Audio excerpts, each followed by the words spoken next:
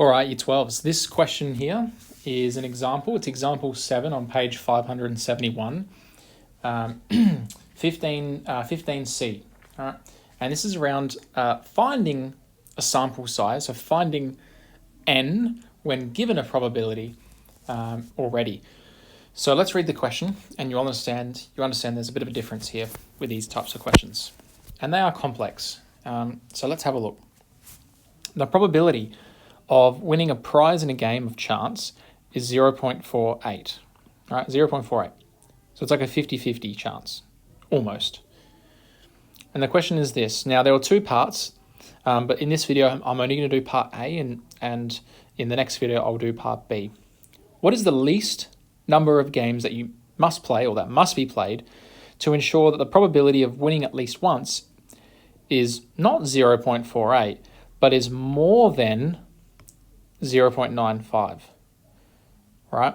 So you've got a game, the chance of winning is 0.48, but obviously if you keep playing the game, if you keep playing every single time more and more and more, eventually your probability is going to reach, well, the chances of you winning at least once, right, will be more and more and more, and we want to know, when will it be more than 0.95? So it's like almost a guarantee of winning at least once. So how many times do you need to play this game of chance so that your probability of winning is 0.95?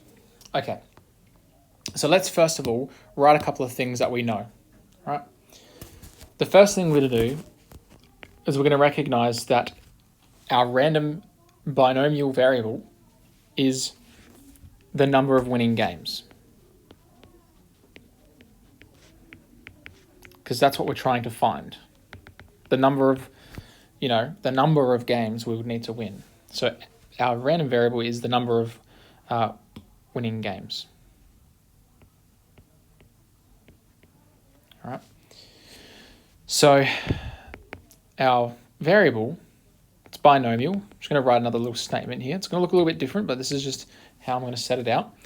It's a binomial where the number of games we need to win, we don't know just yet, right? That's our question mark for now. That's what we're trying to find. And we know that our probability of success at this moment in time for this game is 0.48, okay? And so that's what we know. And we're now going to make some progress by making a statement that, given this information, the probability that the number of winning games, right, being greater or equal to 1, right, that's this part here, winning at least once, that's this here. So the probability, right, of winning at least once is greater than 0.95. We're setting the statement that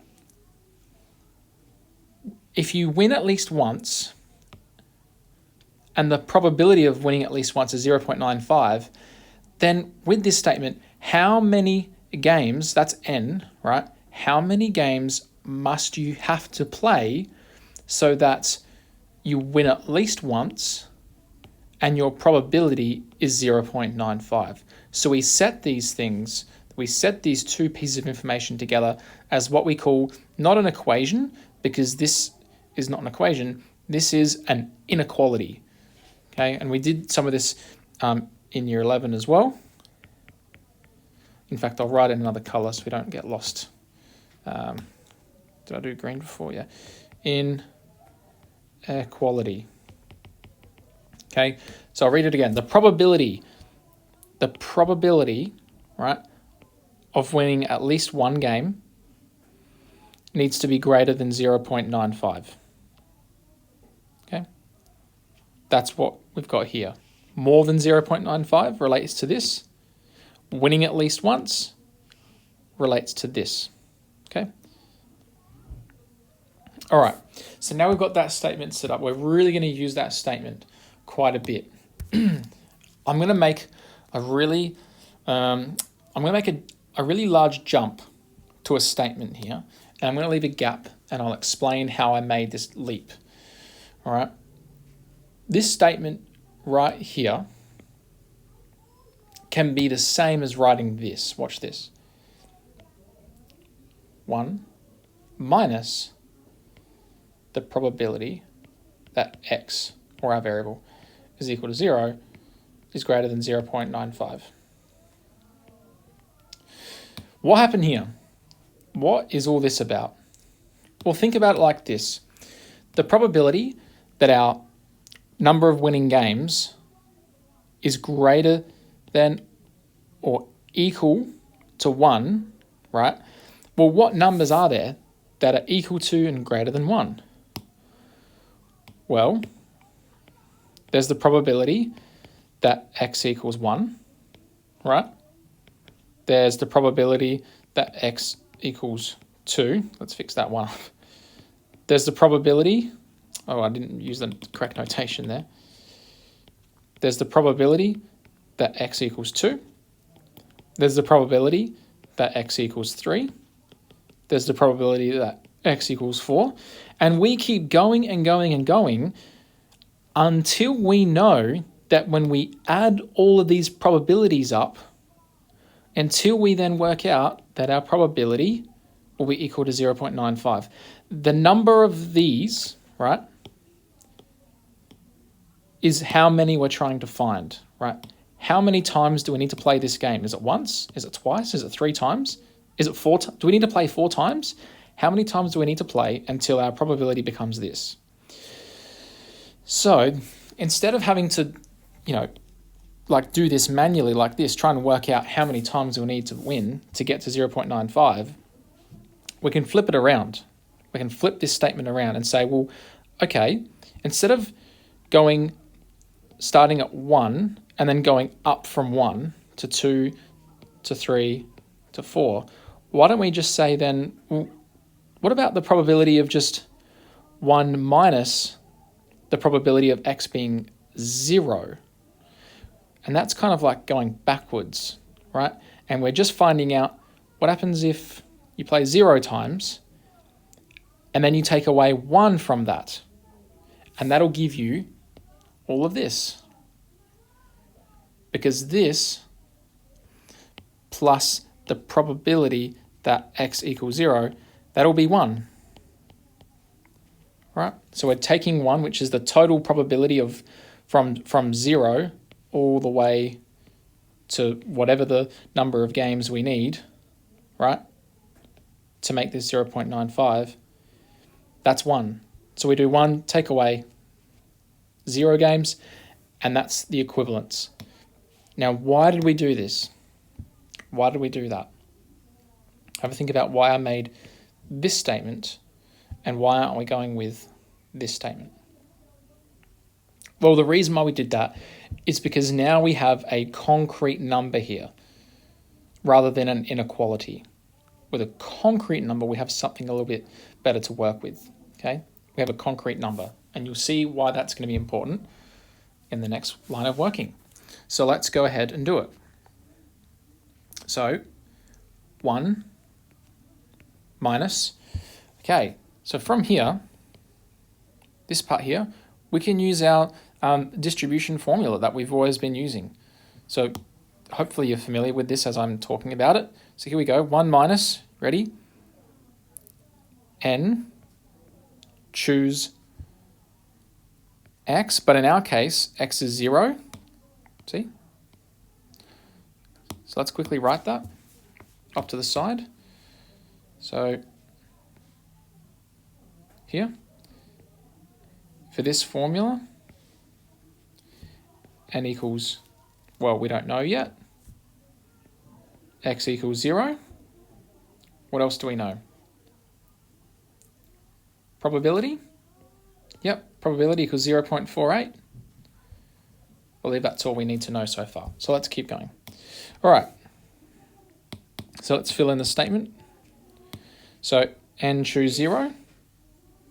We're going to multiply that by the probability, which is 0.48, raised to the power of 0 again, and then multiply that by 1 minus the probability that we have here, 1 minus that, which I'm going to do that in my head, 0.52. And we're going to raise that to the power of,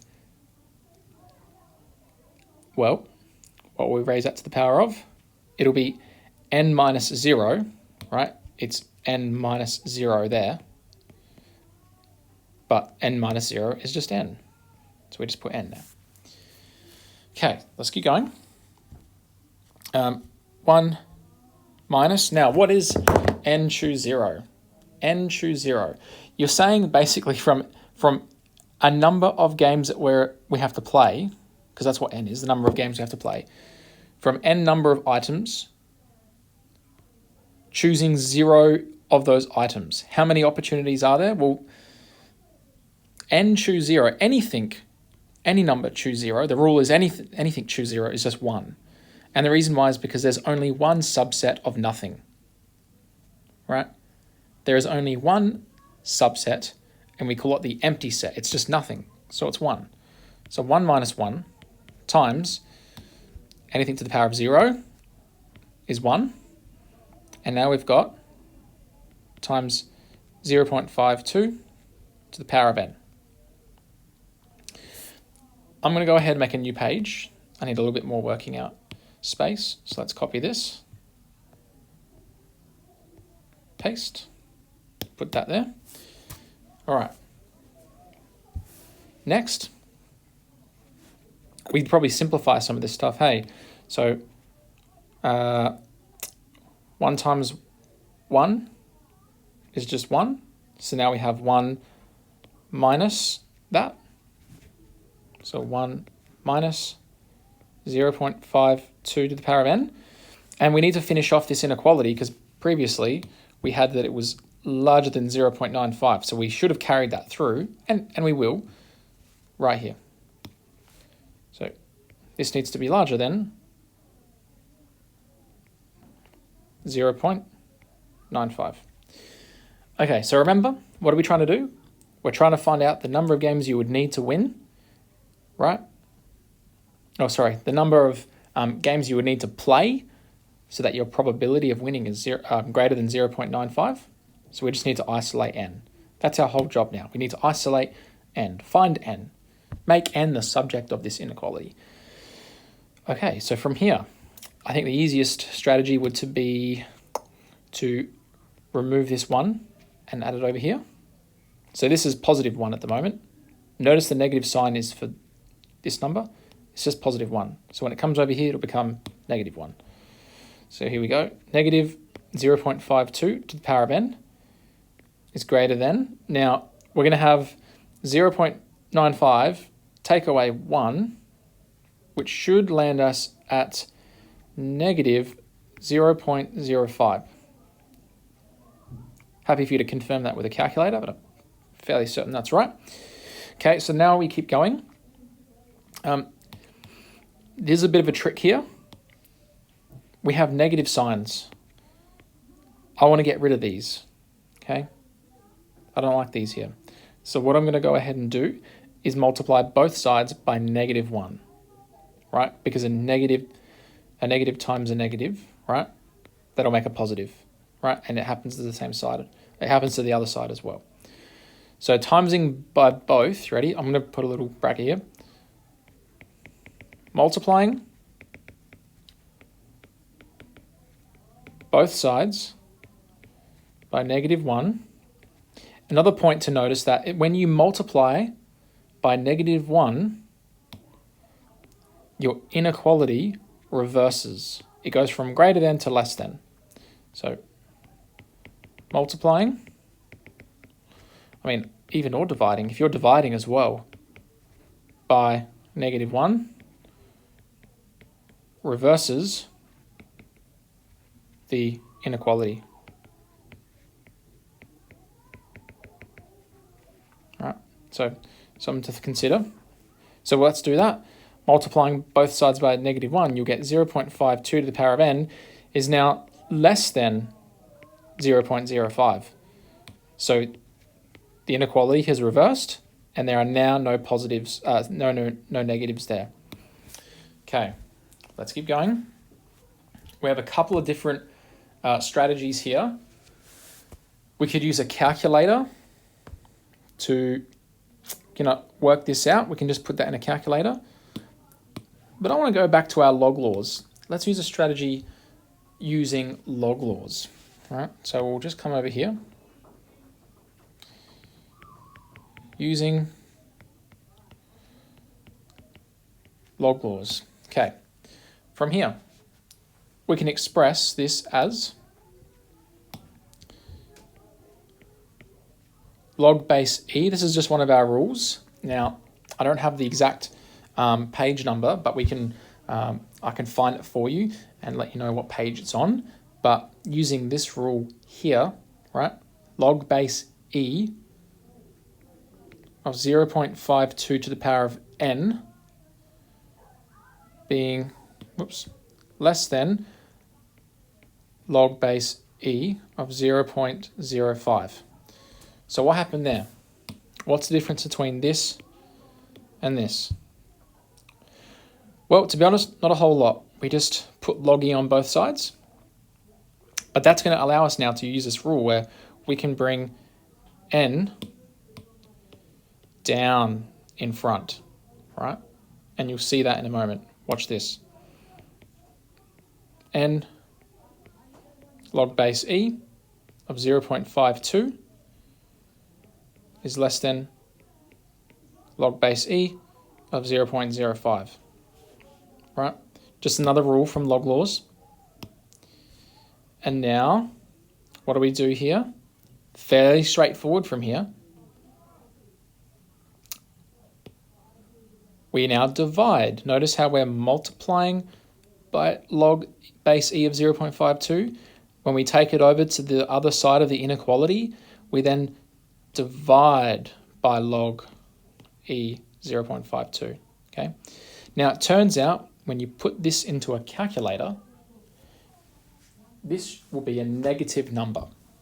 So you're about to divide by a negative number. Whatever this number is going to be, it's negative. Remember, when you divide by a negative, you reverse the inequality. So this inequality is going to reverse again. Watch this. So therefore, n, ready, will be larger than log base e of 0.05 over log base e of 0.52. Okay. This is negative, so you will get a negative answer, and that's why we shifted our inequality, we reversed it. And so now when you put that in the calculator, you get approximately 4.58. Now this is describing the number of games you would need to win for your probability of success for at least one game, right? So you can't play 4.58 games, so you would have to round up to play that fifth game. So the number of games you would need to play would be 5 games. Year 12, this is a complex question. It draws upon a lot of other skills from log laws and inequalities. But if you keep at it and you keep answering these types of questions and have a go at part B, the answer of which I'll release in another video, you will get the hang of it. So yeah, keep going, don't give up. And don't forget to email me if you need any help with this. All right, thank you, bye.